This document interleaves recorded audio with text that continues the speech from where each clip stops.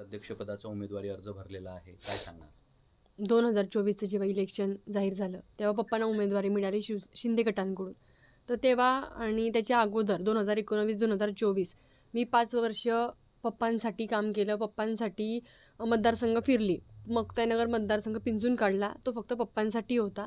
आणि आज नगर अध्यक्षपदाची उमेदवारी ही महिला राखीव असल्यामुळे मला संधी मिळाली. इच्छा नव्हती, पण लोकांना मीच हवी होती. लोकांना आमदार चंद्रकांत पाटलांच्या घरातून उमेदवार हवा होता.